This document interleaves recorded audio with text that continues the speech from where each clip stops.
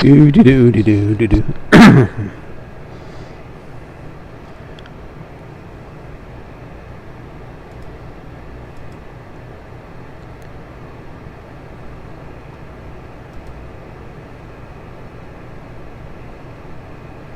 Oh, are we streaming already? Oh, oops. Okay. Some of this is going to seem like a repeat of yesterday because it was. Because I forgot to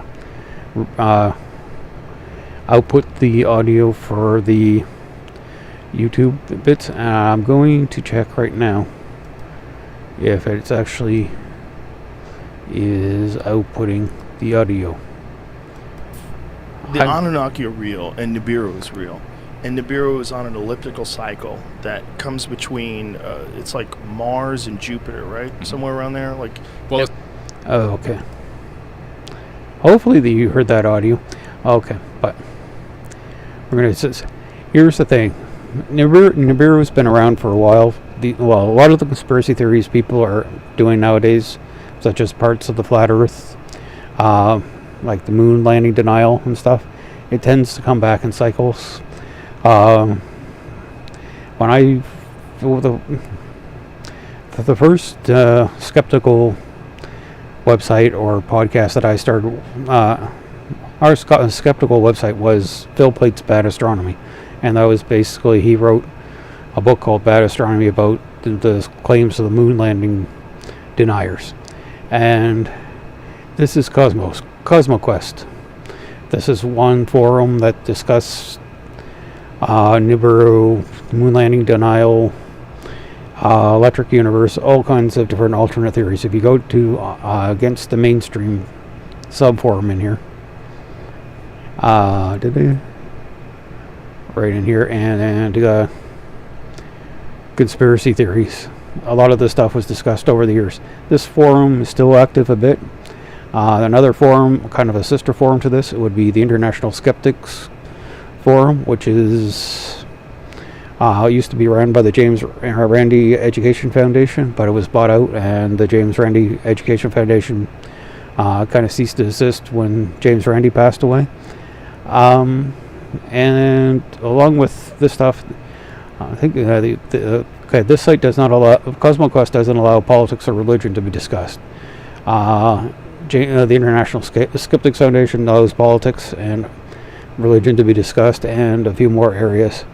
Other areas that people are still going over is things like homeopathy, vaccine denial, and stuff, and other medical stuff. If you go, especially anti-vax conditions, if you go back to the very first episodes of a podcast called The Skeptic Zone from Australia, it's hosted by Richard Saunders. They talk about a lot of the anti-vax in the early days of that.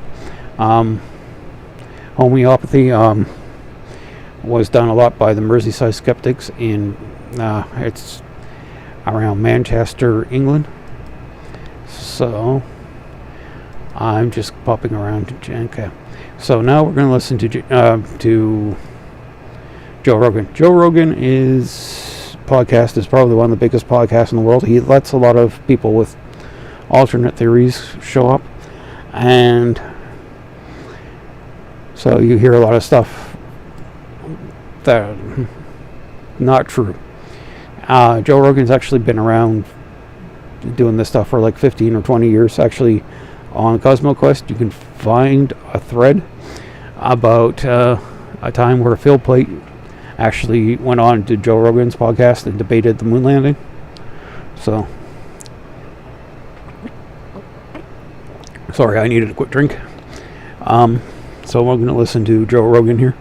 Hopefully people can listen, if anybody's watching. Okay, the reason why I'm choosing this odd time is because most of the evenings, other debates or other streams are going on, and especially on the weekends, a lot of that time it's not taken up, but other people are doing the same stuff, so might as well do it on a time they're not doing it. So if you want to listen to this at any time, listen to it. But we'll go through this, and hopefully people can hear what they're saying this time. The Anunnaki are real, and Nibiru is real. And Nibiru is on an elliptical cycle that comes between, it's like Mars and Jupiter, right? Mm-hmm. Somewhere around there. Like, Well, it's further out now. It's over time. Its Right. orbit has been pushed out, and that's just one planet that these Anunnaki people come from. They come from many planets. but do you think that this planet, Nibiru, that's on an elliptical orbit, if it's coming every 3,600 years, wouldn't there be some sort of document?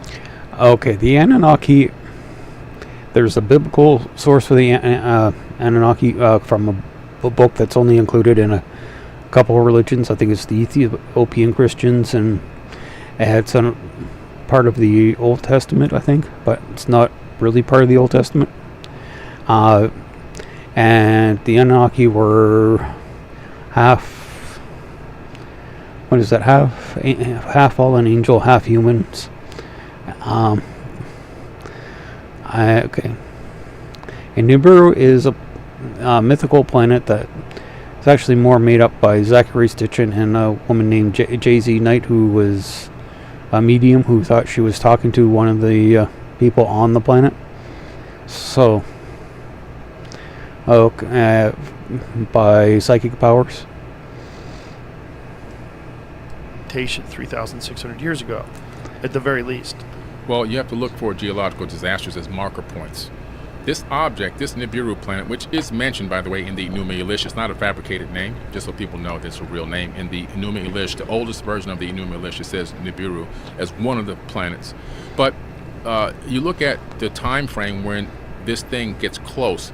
It orbits another planet, another star. So it orbits a brown dwarf star. This brown dwarf star has the same amount of mass as our sun, but it's much smaller, right? But it generates enough heat through friction and it's orbiting planets. You can see it in... A brown dwarf star only has about 8% the mass of the sun. So, what did he say? The same mass of the sun, but half the diameter or something like that. So it wouldn't even be close to that. The heat that it's inside of it is created by the heat of forming it. Plus, there's a little bit of fusion aided by lithium, but that's as much as it can muster. So it's not created by the friction of its planets. And what he's talking about is not even a brown dwarf. In 2-mass infrared mode coming out of the constellation of Leo if you go to a worldwide telescope and download the software and all of that. But the fact that modern science now admit that there's an object out there that they say orbit our sun every 4,200 years, right? And that's Corey Powell from Discovery Magazine. He's a real astronomer, been on Fox News. He said that on Fox News. If I can find the clip, I'll send it to you, matter of fact. And so we'll find it. Just a second. Let's find it ourselves. Let's see, it's in YouTube.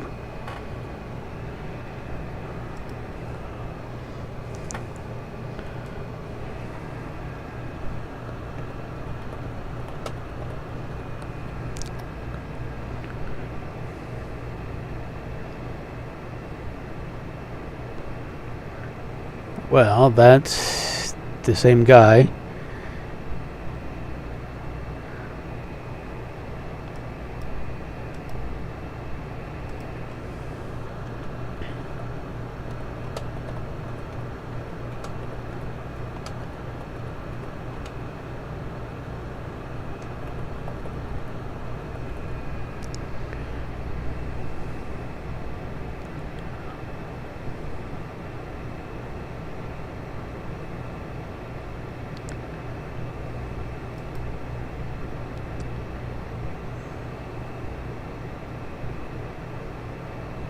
Okay, I know this is so exciting, but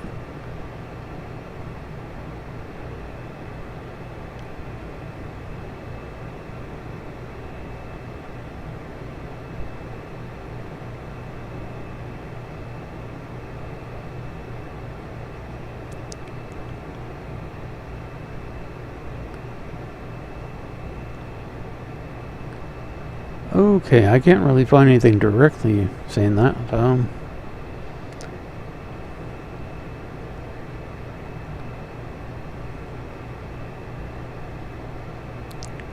especially in that time frame. But there is a theorized planet called Planet X that Mike Brown from the University of California and some of the other people working for him think that there's this planet out there that could be up to 10 times the size of the Earth. How they found it was Pluto and a bunch of other objects in the Kuiper Belt kind of stay on one side of the solar system, mostly the other objects besides Pluto, and there is this kind of hole on the other side, and there could be a planet on the other side that balances off the forces.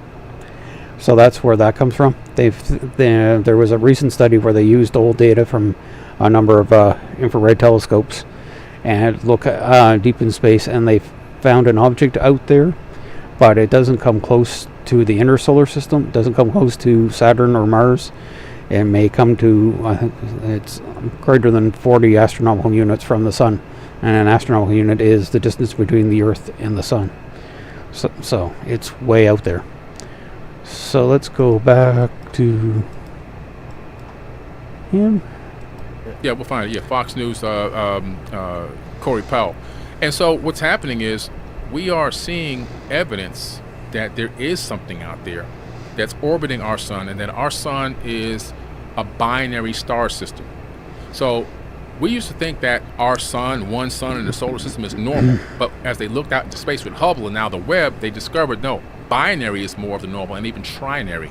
And we've known for a long time that there's been binary stars.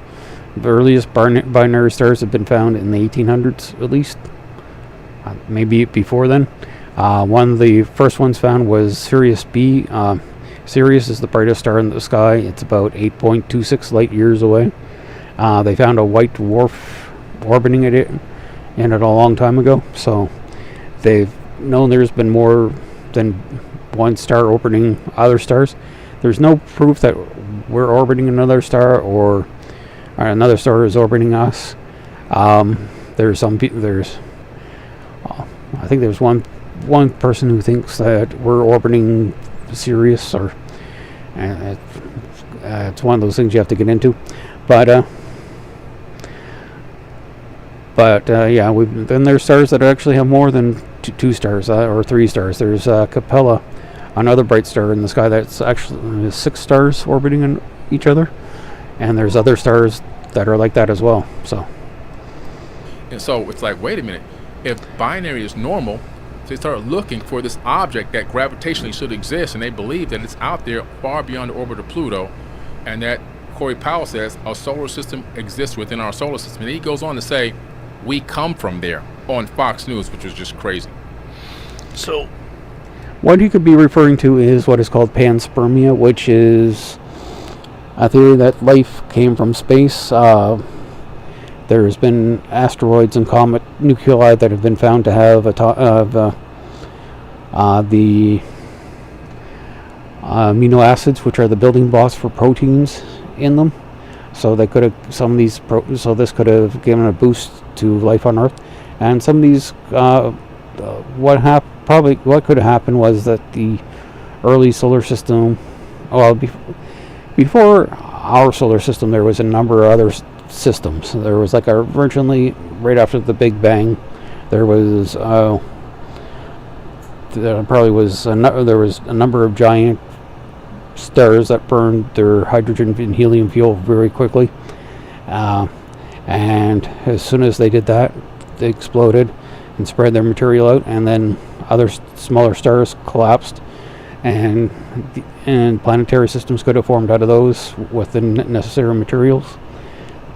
And they could have built amino acids, and then those stars died off and their contents got spread out, or the other solar systems could have made them and ejected the comets through planetary collisions, or just by asteroids being ejected out of their systems and being sent to us. So that could have given boost to life on Earth. There are issues with this, such as how did they survive getting two the planets. So The idea, if you follow Terrence Howard's theory, is that matter comes from the sun, it moves away, coalesces into planets, it gets to a Goldilocks zone, life comes out of that, life becomes far more intelligent as time goes on, develops more capabilities, and then is also assisted by other beings that have been through this process already. Yeah.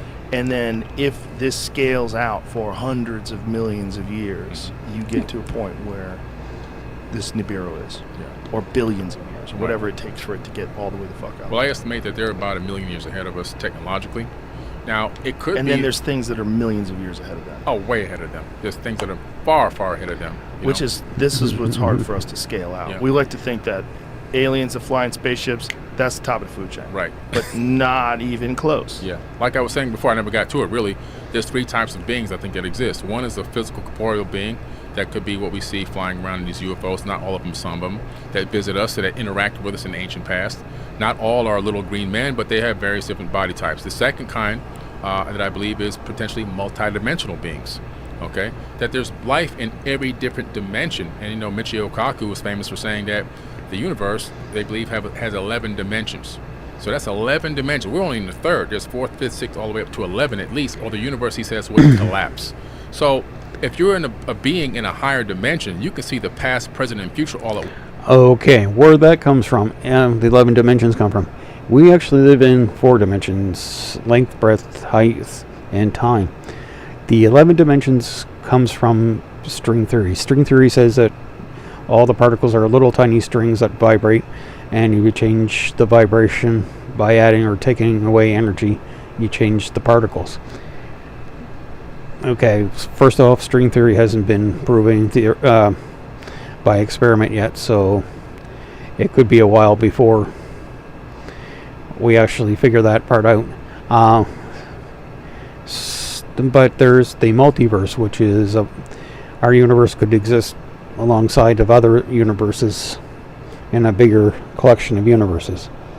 You may be able to someday travel between them, but at the moment we don't know that they exist or if it's possible. So it's a little bit different than what he's saying here. Once in the third, if you say that's an interesting place, I'd like to visit it. If you can actually create a phase shift in your atomic frequency to match the atomic frequency of this dimension, you can walk right in, and then you can walk right back. And then you probably have something else that's outside of this entire universe that has the capability. Maybe it is the creators of the universe itself, which is why I wrote the book, Fractal Holographic Universe. Maybe there's a creator outside of this entire universe that has a hand in creating this ancestor universe itself. Well, it also makes sense that if you scaled intelligent life up infinitely, you're going to reach a point where you have godlike powers. Yeah. This being or collection of beings, this hive mind, whatever it is. Yeah.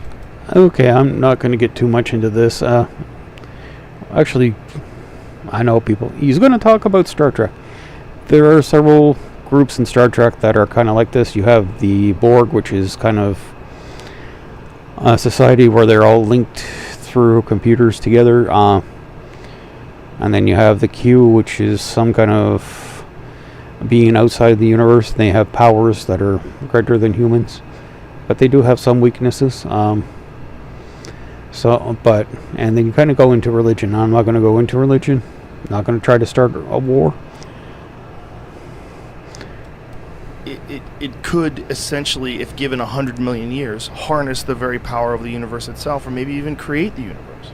Create other universes. Yeah. Yeah. Which absolutely. is the ultimate mind blower, that intelligent life is the reason why this thing exists, that it creates this thing. We're creating universes right now as human beings on this planet.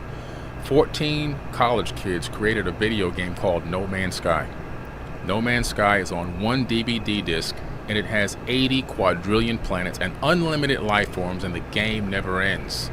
We've talked about that, right? Yeah. That one's a weird one. Yeah, you put AI in it. Right. Then what's going to happen? Right. Scale up to a quantum computer. Now all of a sudden, And wait then a have a minute. virtual reality headset. Boom. Yeah. The people in there, who are we? Where are we from? Right. What is the Big Bang? When we turn the console on, that's the Big Bang for you. Yeah, Sims. Okay, a lot of those programs, the characters don't have that developed of intelligence to try to figure out what's going on. But a lot of those worlds are like, okay, you have one that's, you can, the basic physics, you can pretty much set up pretty easily in them, so you can have certain amounts of energy and certain amounts of gravity and stuff. It's probably pretty simple to, and then they can randomly generate a planet whenever they need to, and generate the textures and stuff. About AI, as I said, it's just programming.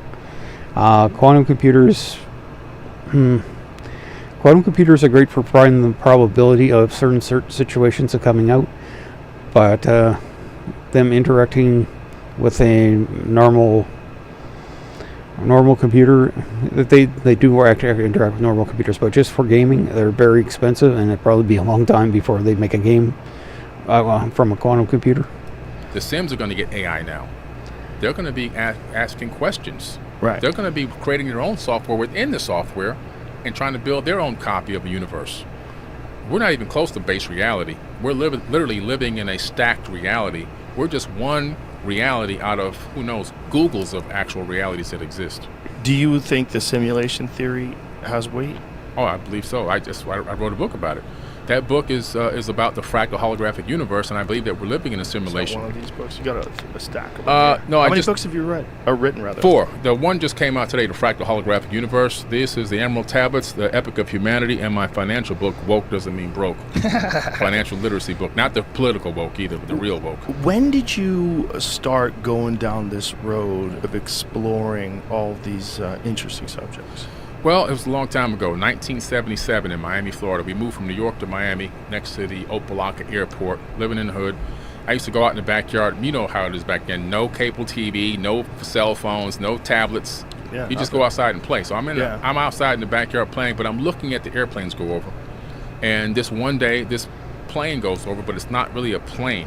It clears the horizon in seconds, not minutes. It just goes straight across. I know from as a little kid, the planes take a long time to go from one point to the other. And it went straight across. And it was more like not a full size, not cigar, but not an egg, kind of in between the two, glowing. A Tic Tac. Almost like a Tic Tac, glowing metal, yes. And then it came back and it stopped right over me, completely silent. About now I can estimate about 250 meters. And then it just went, pew, gone. And I ran in the house and I told my mom, hey, I can't believe what I just saw. And my mom said to me, son, back in the day, there were advanced beings that came to this planet. This is 1977. Your mom told you? My mom, yeah. Whoa. That's why I dedicated the book to her. And she said they used to live on tops of mountains like in Peru and Machu Picchu, which is why one of the greatest places I ever went. I had to go there. And so I went to the library at Rainbow Park Elementary the next morning, and I told the teacher I have to go to the library inside the school, Rainbow Park, and I said I need to get all the encyclopedias on space, on aerospace. And she gave me the encyclopedias on aerospace, and that's when I started researching from that exact moment. Wow. And I haven't stopped since. Okay, there's a UFO debugger named Nick West. He's probably be more expert in that. Okay, we're going to move on to a slightly different topic. It's kind of the silliness in the Flat Earth movement. I should have set this up earlier, but I just thought about doing this. So there's a bunch of them that think they've been hacked. What happened was one guy forgot to put his email on his YouTube account, and then when somebody asked them for his email, he went in and tried to change his account name. His account name was Flatzoid, but when he was in a hurry typing, and he typed FKATZOOID and the rest of his email. So a lot of people are calling him for Catzoid from now on. But he thinks the guy he was talking to on the other end was hacking him. He was not being hacked. He just typed in the wrong thing, but he had to blame somebody. A while ago, a show called The Drunk Debunk Show was playing a little practical joke on somebody called Vlad. He also has a website called the Ironworks 92,000, and And what the guy who runs the Drunk Debug show, Mike, is actually an IT guy, so he knows a few tricks. This on your right hand side of this screen, I don't know if you can see it. It's just over here is what the code behind YouTube looks like. It's a little bit more sophisticated than what I'm used to, so I'm going to do a simpler version of what Mike did. Okay, I'm going to a place called W3 Schools. It's basically a place where you can learn how to program HTML. And what I just did was take the bit of code. Why is it not running?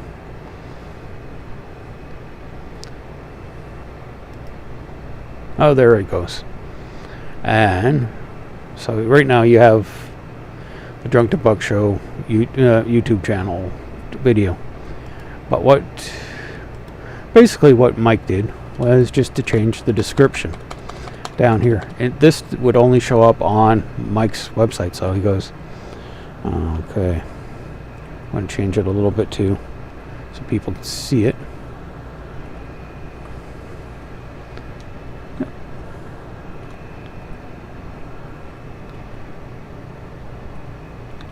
Oh, well, trying to get cute.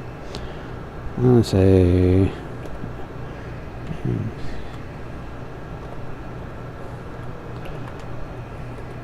and this would only show up on Mike's screen the way he was doing it.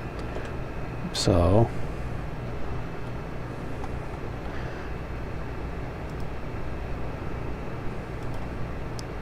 you can see you just changed the underneath.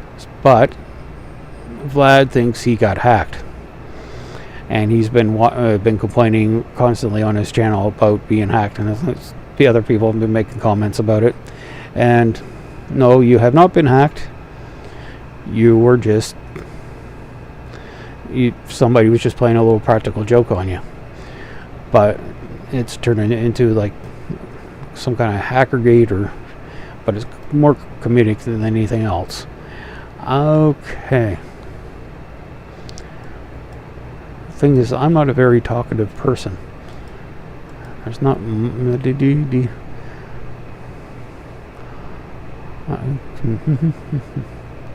unless I have somebody says something I can react to. But that's what happened on that. Okay, what else is there to talk about? We can go through more Nibiru videos. There's tons of them.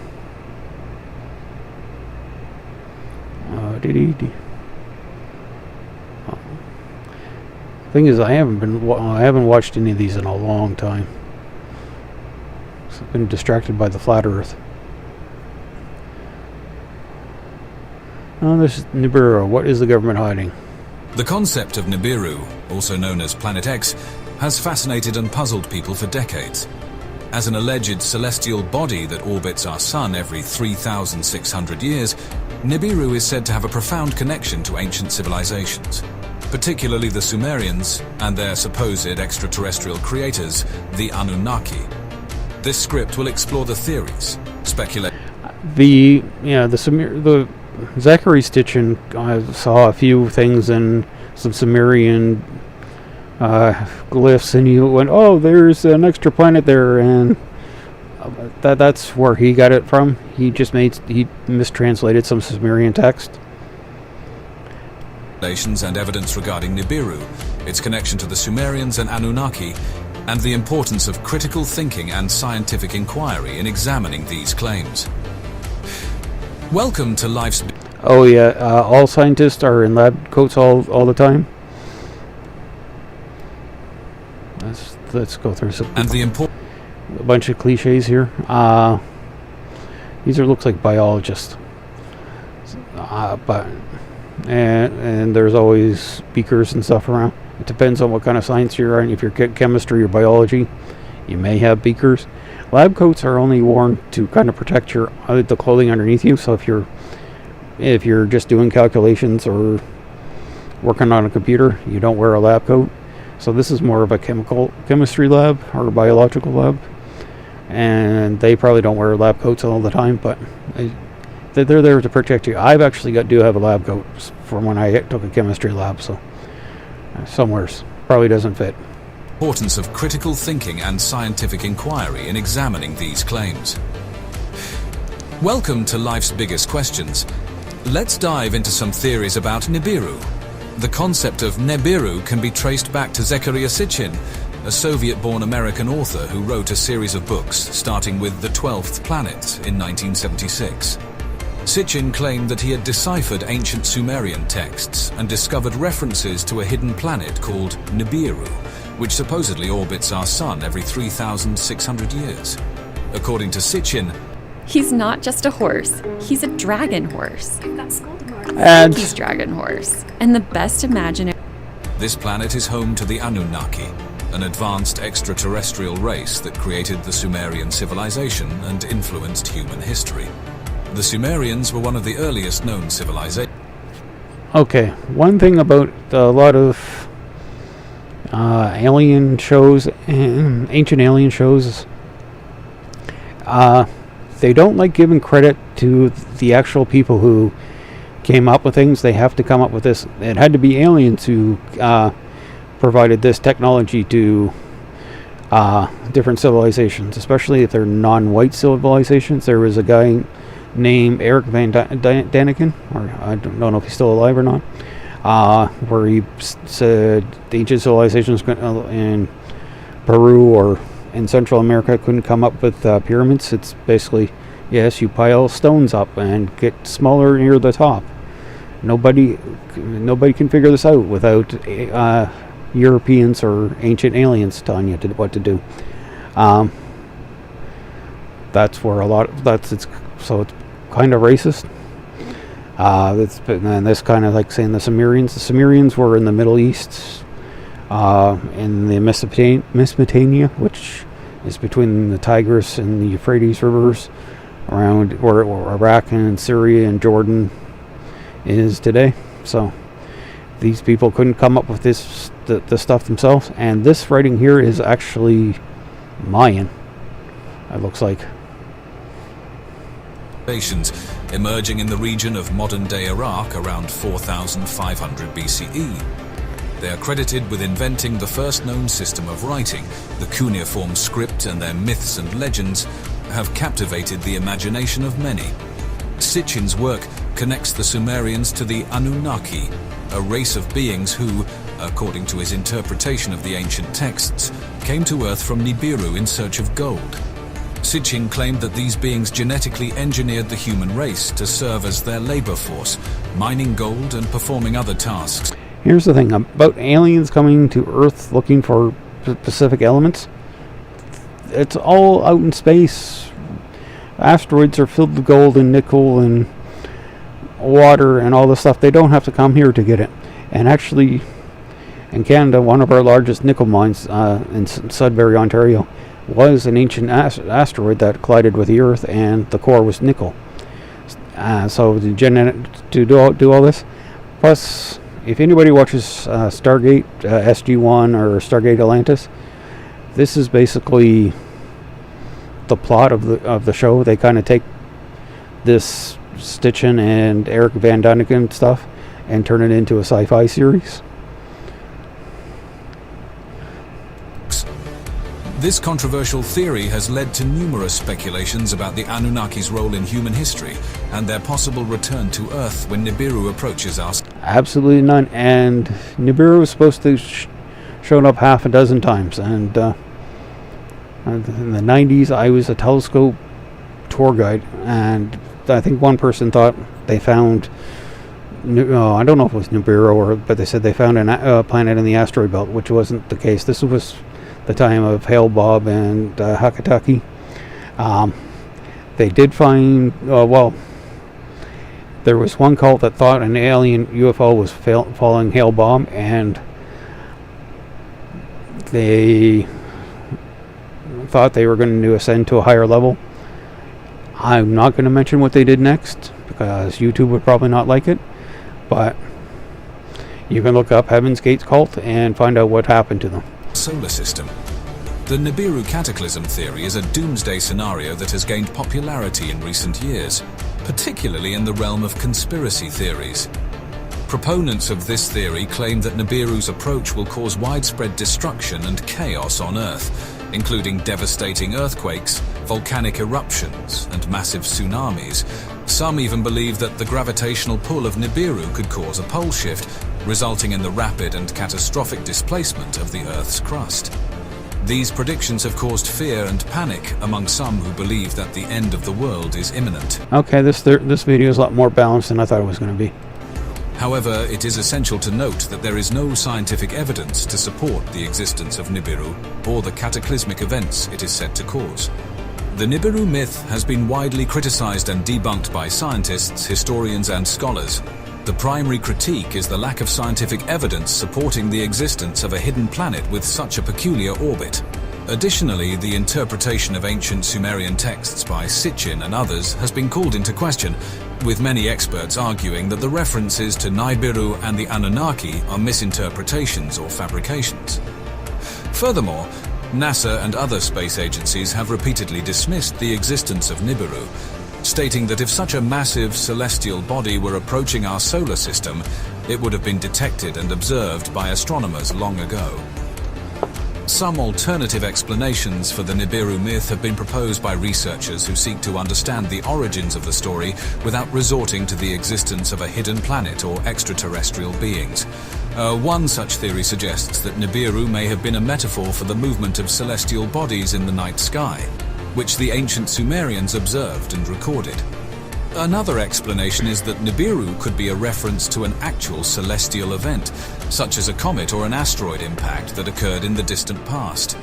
This could explain the widespread destruction and upheaval that is said to accompany Nibiru's approach in the doomsday theories. However, these alternative explanations remain speculative and have not been conclusively proven. As we continue to explore the mysteries of our universe and delve deeper into the history of ancient civilizations, it is crucial to rely on the principles of scientific inquiry and evidence-based research to separate fact from fiction. While the Nibiru myth may serve as an interesting topic of discussion and speculation, it is essential to recognize its limitations and maintain an open mind to alternative explanations and new discoveries. While the Nibiru myth and its connection to the Sumerians and the Anunnaki remain a popular topic of speculation, the question of what is truly known about this purported hidden planet remains open. With so much uncertainty and conjecture, it's crucial to take a closer look at the foundations of these theories and examine the evidence in a broader context.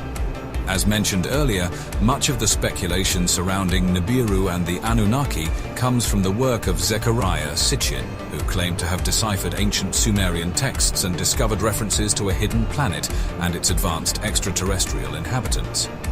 However, Sitchin's work has been criticized by scholars of Sumerian history and language, who argue that his interpretations are not based on sound linguistic and historical analysis. This has led some to question the validity of the Nibiru myth as a whole. One of the primary reasons the Nibiru myth continues to resonate with people is the allure of the unknown and the human tendency to seek out explanations for seemingly inexplicable phenomena. For example, many people have looked to the Nibiru myth as a way to explain the apparent sudden rise of the Sumerian civilization, which is known for its advanced knowledge of astronomy, mathematics, and engineering. However, it is essential to consider alternative explanations and to recognize that the development of human civilization is a complex and multifaceted process that cannot be reduced to a single simplistic cause. Furthermore, as our understanding of the universe and our place in it, There probably was a lot of period before what people call modern civilization that took place. There was probably somebody who developed how to farm wheat and developed that, and that allowed for cities to be formed. There's probably somebody who, long before they found writing on stone tablets or clay tablets on pieces of skin or just bark or something, and it's all rotted away, and we just don't have the evidence for it anymore. So it probably took a long time for civilization to come about. So it wasn't just a sudden ta-da civilization. it continues to expand, the idea of a hidden planet or extraterrestrial beings becomes less and less likely. Advances in astronomy, such as the discovery of exoplanets and the increasing precision of our telescopes, have not provided any credible evidence for the existence of Nibiru or any similar undiscovered celestial body within our solar system. It is also worth considering the potential psychological and cultural factors that contribute to the enduring appeal of the Nibiru myth and its connection to the Anunnaki. For many people, the idea of a hidden planet inhabited by advanced beings offers a sense of wonder and fascination, as well as a possible explanation for the mysteries of human history and the origins of our species. This desire for meaning and understanding can be a powerful motivator. A trick using pink salt, ice, and water went viral on social media last month. Users are reporting up to a pound, Leading some individuals to embrace speculative theories that may not be grounded in fact. Another factor that may contribute to the popularity of the Nibiru myth is the role of conspiracy theories and the appeal of hidden knowledge. The idea that powerful forces are at work behind the scenes, manipulating human history and concealing the truth, can be both frightening and Well, yeah, well, a lot of people want to believe that they're in on some kind of super secret knowledge or something. That's where a lot of the people for Flat Earth come into, is just they want to think they're at the top of the knowledge. But they're more behind. But that's where a lot of this comes from, is these kind of beliefs and thoughts. intriguing. This fascination with the hidden and the unknown can make it difficult for some people to differentiate between fact and fiction, especially when it comes to topics like Nibiru and the Anunnaki. In the face of these challenges, it is essential for those interested in the Nibiru myth and its connections to the Sumerians and the Anunnaki to approach these topics with an open mind and a critical eye. By doing so, we can gain a better understanding of the origins and development of these ideas and avoid being misled by unproven claims and unfounded speculation. This approach also allows us to appreciate the genuine accomplishments and contributions of the ancient Sumerian civilization. Okay, this is not Sumerian. This is Egyptian. The Egyptians built these pyramids. Sumerians were nearby, but this is a different civilization. I'm not an archaeologist. I know this. Without attributing their achievements to extraterrestrial intervention. The Sumerians were a remarkable and innovative people, and their legacy can be better understood and appreciated when examined in the context of human history and development. Ultimately, the question of whether Nibiru exists, or if the Anunnaki played a role in human history, remains unanswered. I don't know. No, I don't think this is AI. This was generated a couple months ago. I don't know if this is AI generated or somebody just grabbed random clips and thought they were actually depicting the actual cultures. Okay, we'll have to go back a bit. They were saying that Nibiru could have been an ancient memory of an asteroid or a comet hitting. It could have been. I'm going to say something, well, some people may find controversial or whatever. Okay, Noah's flood. There have been many floods over the planet and destroyed different areas. And there are some places that are more prone to flooding than others, such as near a river. There probably was some wise farmer named Noah or Gilgamesh or whatever you want to call him, who realized that maybe I should build a boat to put all my animals on and to keep them alive during the flood. And that's where the story got started. I know but every place on Earth has had a flood, and then everybody goes, well, this culture said there was a flood, this culture, so it was all the same flood. No, it's probably a bunch of different floods. But I just think it was in the Bible about you should be prepared, and you shouldn't be, and there is a subtext of how humans had gone crazy or wild or just, but I think it's just you have to be prepared for disasters. But it is crucial to approach these topics with a healthy dose of skepticism and a commitment to scientific inquiry. As we continue to explore our universe and uncover the secrets of our past, it is essential to rely on empirical evidence and well-supported theories, rather than speculation and unverified claims. It is also important to remember that the history of human civilization is rich and diverse, with countless factors contributing to its development. Reducing the complexity of our past to the influence of a single hidden planet or extraterrestrial race may be appealing in its simplicity, but it ultimately does a disservice to our understanding of the intricate tapestry of human history. While the Nibiru myth and its connections to the Sumerians and the Anunnaki remain a topic of fascination for many, it is essential to approach these ideas with a critical and discerning mindset. By doing so, we can better appreciate the achievements of ancient civilizations like the Sumerians, as well as the wonders of our universe, without being misled by unfounded speculation or unproven theories. As we continue to explore the cosmos and delve into the mysteries of our past, it is our responsibility to remain open to new ideas and discoveries, while also maintaining a commitment to rigorous scientific inquiry and evidence-based understanding. Only in this way can we hope to truly uncover the secrets of our universe and our place within it. I hope you enjoyed our video today. Please let us know any comments and suggestions you may have down below. Stay tuned for more exciting developments.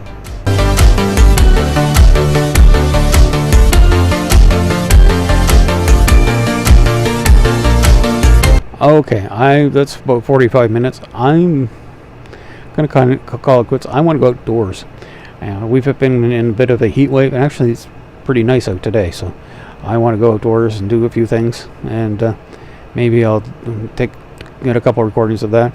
I know Mikey Smith is planning on going to the observatory again in Saskatoon. I actually sent an email to the physics department there. I know they'll probably never read it, but I just to give him the heads up that Mikey's on his way and what he generally does when he gets there. But Mikey has a right to say his bit, but it does get I wouldn't say abusive, but irritating. I think somebody should try to. I think people have tried to explain to him why you don't do certain things in astronomy, such as taking videos, because you want a nice sharp image of the object. If you take videos, you get blurry images because there's pockets of air between you and the object in the atmosphere of the Earth. And things are moving, but he doesn't get that concept. So, and he just thinks he's a better astronomer than astronomers. But so there'll probably be some. I don't know if I'll be covering it, but and also I know tomorrow the Drunk Debunk Show is planning on doing his robo-activism at a folk festival somewhere in Massachusetts. And also, if you go to a concert with your mistress, don't kiss them on the kiss cam. But I hope everybody has a good day. And goodbye, and enjoy the rest of the day, whatever day it is. And hopefully you guys can hear the output of the video. And bye.